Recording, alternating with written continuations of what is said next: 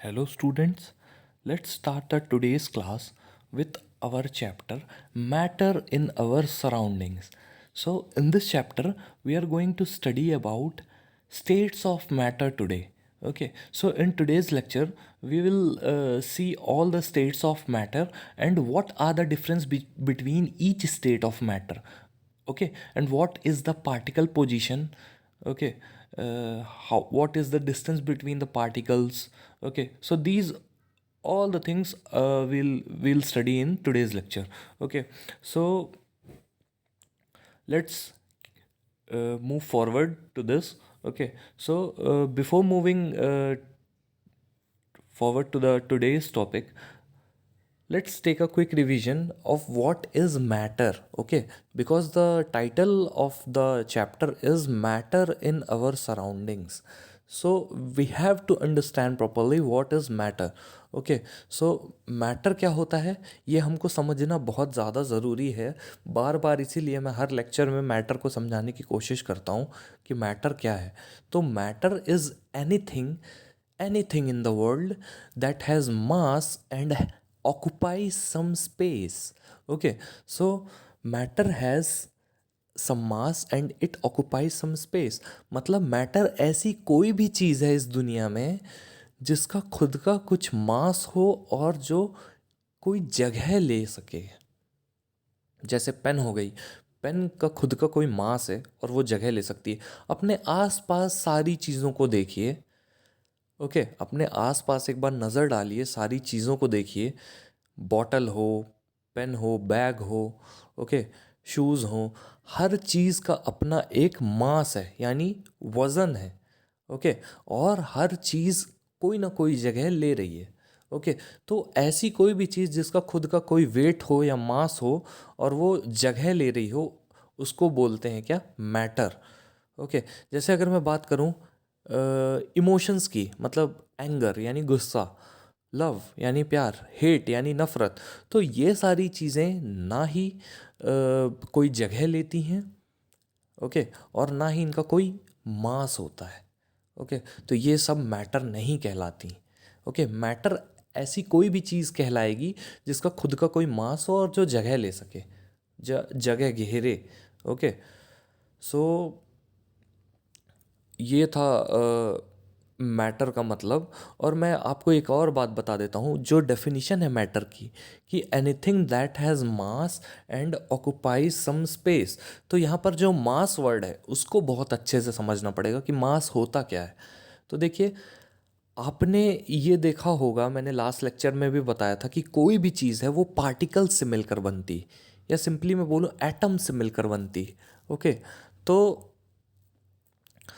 जो मास होता है, मास, मैं आपको एक चीज़ बता देता हूँ कि मास पूरी दुनिया में, पूरे यूनिवर्स में कांस्टेंट होता है। मतलब अगर आपका मास 50 केजीज है तो जुपिटर में चले जाइए, चाहे सैटर्न में चले जाइए, चाहे दूसरे कोई प्लैनेट में चले जाइए, मून में चले जाइए, आपका मास उतना ही रहेगा।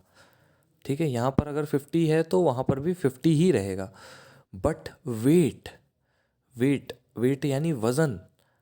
ओके, वेट होता है ना कि मेरा वेट 50 केजीज है, तो वेट जो होता है, वेट और मास के बीच में डिफरेंस होता है। क्या डिफरेंस होता है कि वेट जो है वो ग्रेविटी से अफेक्टेड होता है। कैसे, अभी मैं आपको समझाता हूँ।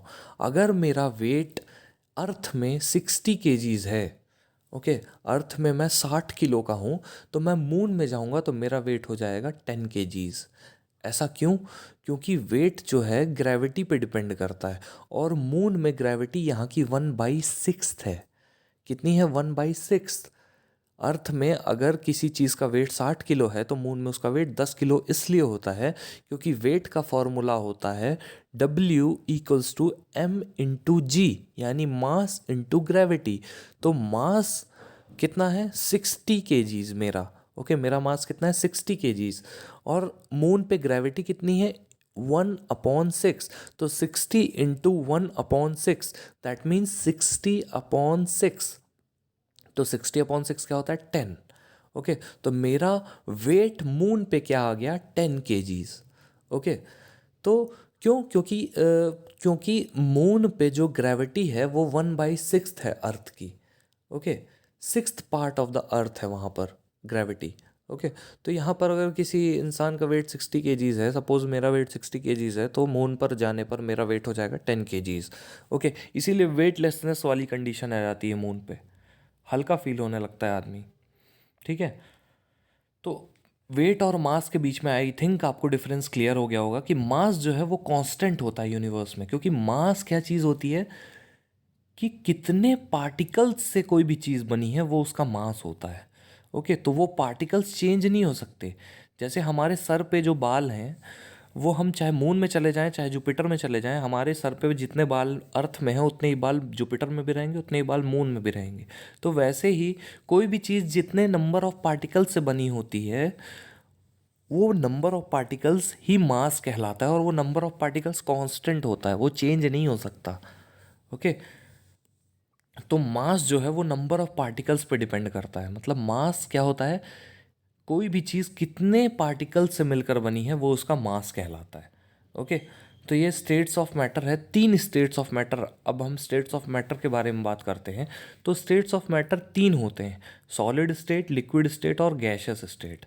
ओके, तो सॉलिड स्टेट क्या होती है? सॉलिड स्टेट होती है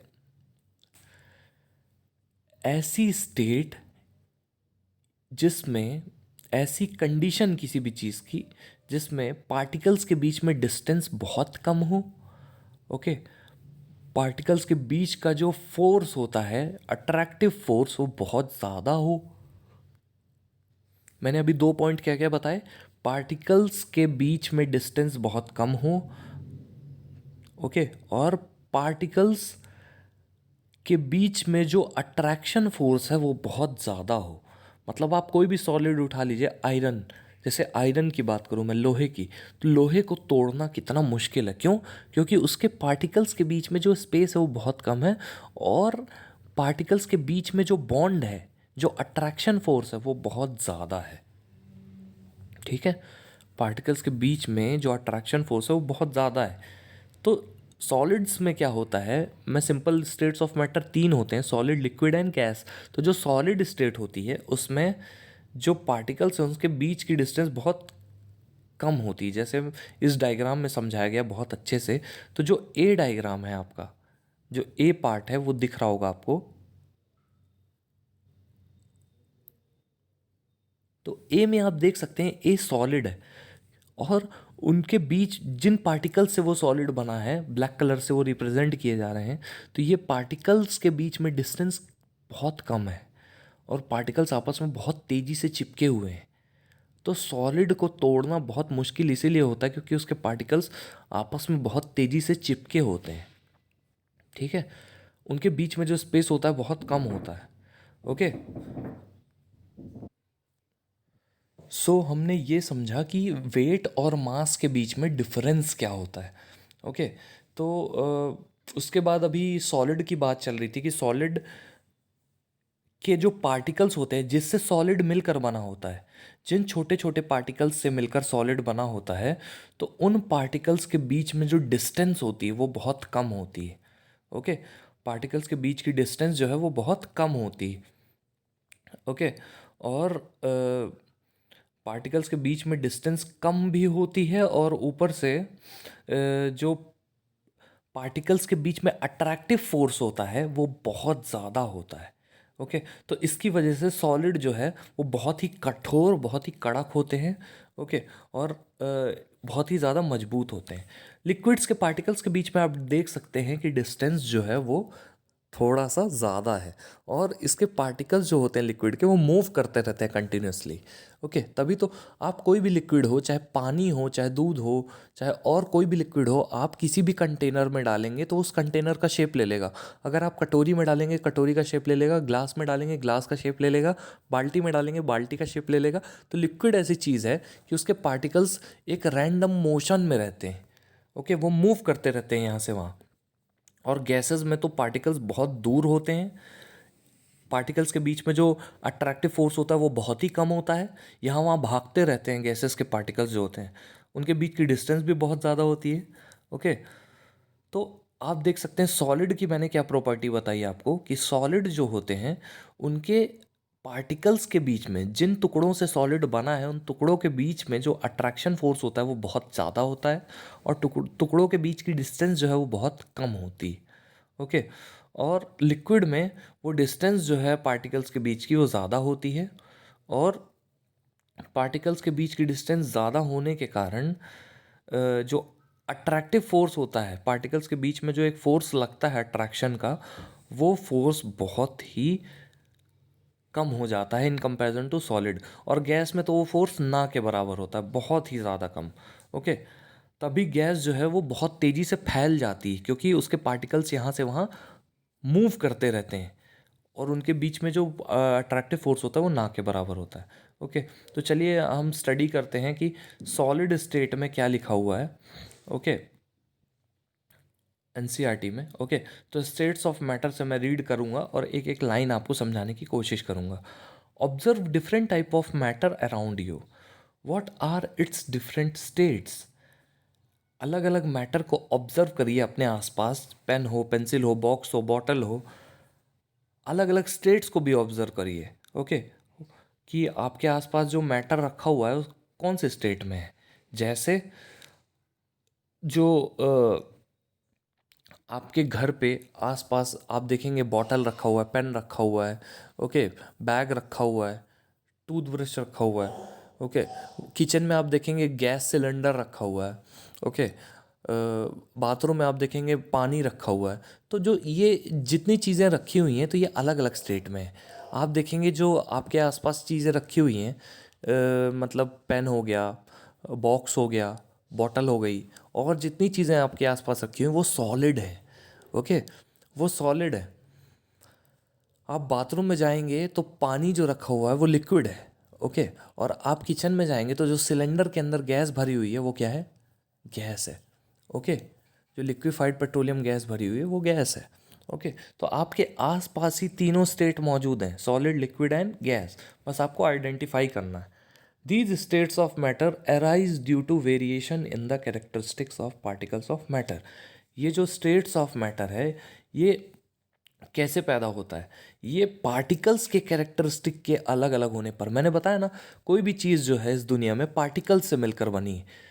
ठीक है। कोई भी मैटर होगा वो पार्टिकल्स से मिलकर बना है। तो पार्टिकल्स का जो बिहेवियर होगा उसके बेसिस पे स्टेट डिसाइड होती है। पार्टिकल्स अगर बहुत पास पास हैं, उनके बीच में जो अट्रैक्टिव फोर्स है वो बहुत ज़्यादा है, तो वो सॉलिड स्टेट कहलाएगी। ओके। पार्टिकल्स अगर थोड़े दूर दूर हैं और मूव कर रहे हैं यहाँ से वहाँ, और उनके बीच का जो अट्रैक्टिव फोर्स है वो थोड़ा सा कम है, तो वो लिक्विड स्टेट कहलाएगी। और पार्टिकल्स बहुत ज़्यादा दूर दूर हैं और रैंडम मोशन में है, कोई कहीं भी भाग रहा है, ओके, तो वो गैशियस स्टेट कहलाएगी। तो कुल मिलाकर पार्टिकल्स की जो कैरेक्टरिस्टिक हैं उस पे मैटर डिपेंड करता है, उस पे स्टेट डिपेंड करती है कि सॉलिड है, लिक्विड है या गैस है। ओके। तो चलिए सॉलिड स्टेट की बात करते हैं। सॉलिड स्टेट में पहले एक्टिविटी 1.9 दी हुई है, उसको हम समझ लेते हैं। ओके।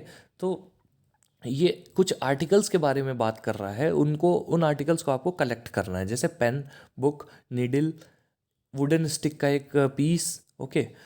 ये सब चीज़ें आपको कलेक्ट करनी है। अब sketch the shape of above articles in your notebook by moving a pencil around them. एक स्केच बना लीजिए पेन का, बुक का, नीडल का, वुडन स्टिक के पीस का। ऐसा क्यों करवा रहा है वो? क्योंकि जो आप स्केच बनाएंगे तो उस स्केच से पता चलेगा कि वो चीज़ जो आपने, जिसका स्केच बनाया है, सपोज पेन की आउटलाइन बनाई है आपने, ओके, तो पेन कितनी जगह लेती है वो पता चलेगा। ओके। बुक की आउटलाइन बनाई तो बुक कितनी जगह लेती है वो पता चलेगा। क्योंकि देखिए मैटर की डेफिनेशन ही थी anything that has mass and occupies space. तो यहाँ जो स्पेस ऑक्युपाइड है उसकी बात चल रही है। Okay. Do all these have definite shape? क्या इन सब का डेफिनेट शेप है? बिल्कुल सबका डेफिनेट शेप है। Distinct boundaries? बिल्कुल सबकी डिस्टिंक्ट बाउंड्रीज हैं। Fixed volume? बिल्कुल सबका फिक्स्ड वॉल्यूम है। डेफिनेट शेप का मतलब, क्या पेन का शेप चेंज हो रहा है बार बार? नहीं हो रहा है ना, शेप शेप वही है।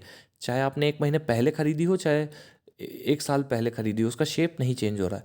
तो ये सॉलिड स्टेट में है, इसीलिए इसका शेप डेफिनेट है। इसकी बाउंड्रीज डिस्टिंक्ट है, मतलब ऐसा थोड़ा ना पेन छोटी हो गई हो, ओके, रखे रखे, तो इसकी बाउंड्रीज भी डिस्टिंक्ट है। और वॉल्यूम मतलब पेन जितनी भारी थी आप जब खरीदे थे, तो अभी भी उतना ही वेट है पेन का। ओके, तो उसका वॉल्यूम भी फिक्स है। ओके, तो what happens if they are hammered, pulled और ड्रॉप्ड? क्या होता है जब वो पीटी जाती है? अगर पेन को मारा जाएगा हथौड़े से, या फिर पुल किया जाएगा या ड्रॉप किया जाएगा, यानी खींचा जाएगा या ज़मीन पर गिरा दिया जाएगा, तो क्या होगा? Okay, are these capable of diffusing into each other? क्या ये आपस में मिक्स हो सकते हैं? पेन, बुक और वुडन स्टिक नहीं हो सकते हैं। ओके, क्योंकि ये सॉलिड है, सॉलिड आपस में मिक्स नहीं हो सकते। अगर ये लिक्विड होते, यानी पानी और दूध की बात हो रही होती, तो ये आपस में मिक्स हो गए होते। क्योंकि लिक्विड के पार्टिकल्स के बीच में डिस्टेंस जो है, गैप जो है, पार्टिकल्स के बीच में जो बॉन्ड जो है वो डिस्टेंस ज़्यादा होती है और बॉन्ड वीक होता है। ओके, तो आसानी से कोई भी दूसरा पार्टिकल जो है वो आ सकता है लिक्विड के बीच में।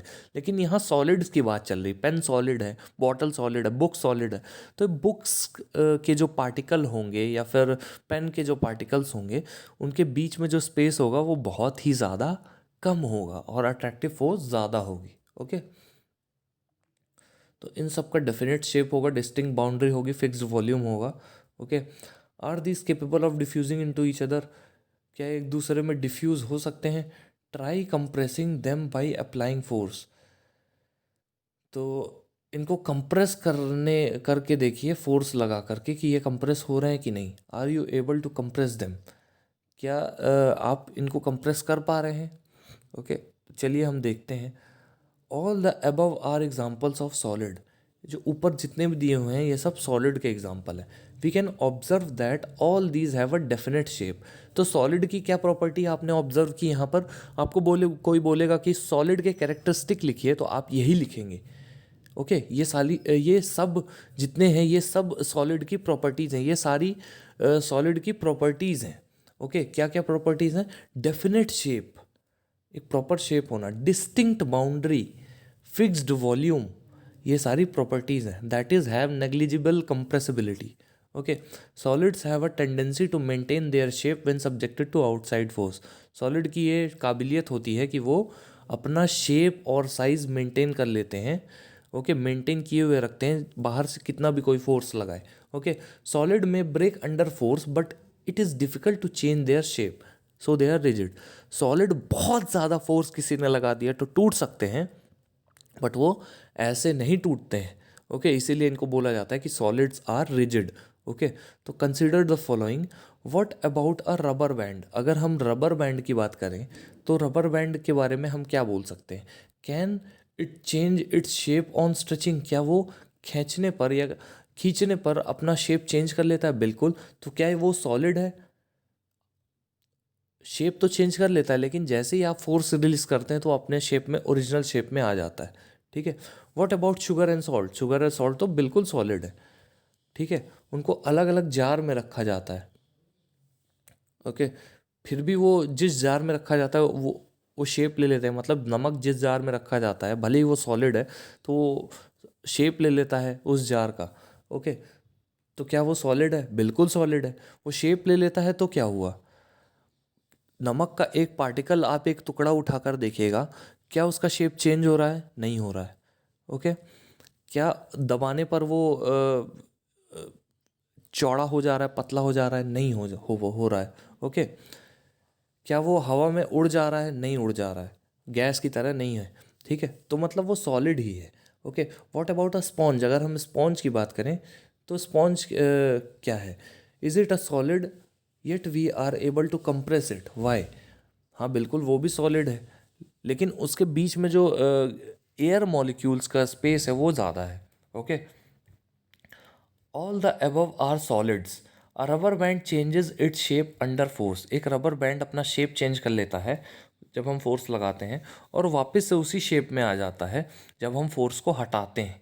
ओके, जब हम खींचते हैं तो रबर बैंड का शेप चेंज हो जाता है, लेकिन जब हम वापस छोड़ देते हैं तो रबर बैंड अपने ओरिजिनल शेप में आ जाता है।